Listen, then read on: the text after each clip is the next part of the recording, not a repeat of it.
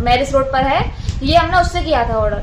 तो जब वो पास्ता आया, हमने उसको खोल के देखा, उसको जब देखने में वो थोड़ा अजीब लगा था मुझे, लेकिन मुझे लगा कि हो सकता है कि शायद अलग तरीके का पास्ता हो। लेकिन जब मैंने उसको खाया तो उसमें जो छोटे छोटे टुकड़े थे वो थोड़े नॉनवेज की तरीके के मुझे लगे। मुझे एहसास हुआ अंदर से कि कुछ गलत है। जब मैंने अपने परिवार को वो दिखाया तो उन लोगों ने उसको नाइफ से थोड़ा काट के देखा तो वो थोड़ा वो मीट ही था। अब वो किस चीज का मीट था ये तो मुझे जानकारी नहीं है। जब मुझे पता लगा कि वो नॉनवेज है तो मैंने कंपनी से बात करना चाहा।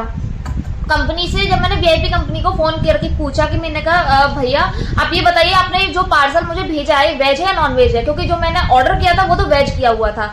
जब उन्होंने अपने शेफ से बात करी, कॉल पर ही, फोन लाइन पर ही रह करके उन्होंने शेफ से बात करी, तो उन्होंने कहा कि मैडम आप रुक जाइए, मैं कंफर्म कर रहा हूँ, हो सकता है ये नॉन वेज हो। जब उन्होंने थोड़ी देर बाद मुझे कंफर्म करके बताया कि मैम आप उसे खाइएगा मत, आप उसे फेंक दीजिए क्योंकि वो नॉन वेज है। मैंने उनसे बोला मैं तो खा चुकी हूँ।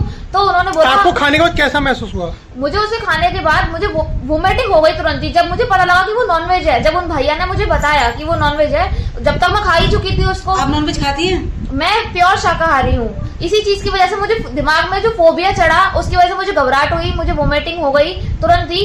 और वो जो नॉनवेज का मुझे पता लगा उस चीज की वजह से मेरी आस्था के साथ खिलवाड़ हुआ है। आज हनुमान जयंती के दिन पर हमारी संस्कृति में ऐसा नहीं है कि